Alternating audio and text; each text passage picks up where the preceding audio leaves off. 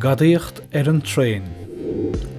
An bhí se caite bharrtaigh máire agus síle amach go caithear na gaiilehid an deire seachtaine. Thugad ismithiúirí siabdóibh go dtín stáisiún tréanach. Bhí ar at nó go mór leis an deire seachtaine. Bhí imní ar a ismithiúirí áfach agus dír siad ortha bheith cuaramach.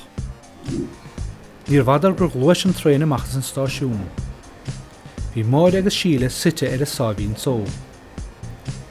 Bhí fear a raibh spríochlaí gréine ar suite neceileo.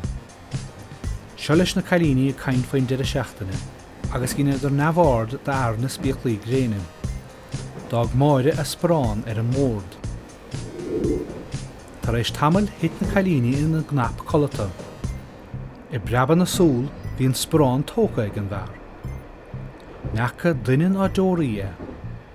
Níor bhláir go raibh sé feire ar a hans ó hiag na cailíní neceilís. Diime sé leis ar nós na gaotha. Thúisigh na cailíní, ní raibh tásc ná tuairisceir an spáráin. Ba ghobair gur hit máire i ligge, scread sí an ár de cíne sa gotha.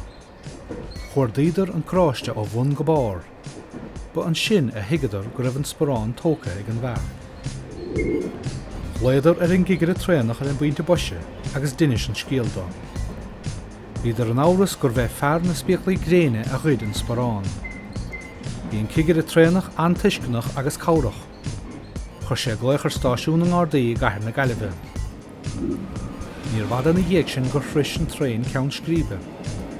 D'imigh an gadaíd an tréin cho tapagus a bhí an éireann, a tháinig na Gardaí in iar a duigear agus rugad ar greim an duine bháitéir. Tugach an spráin ar eist a bháire. Bhí an tairigad ar fad ann agus áthas an dain ar bháire.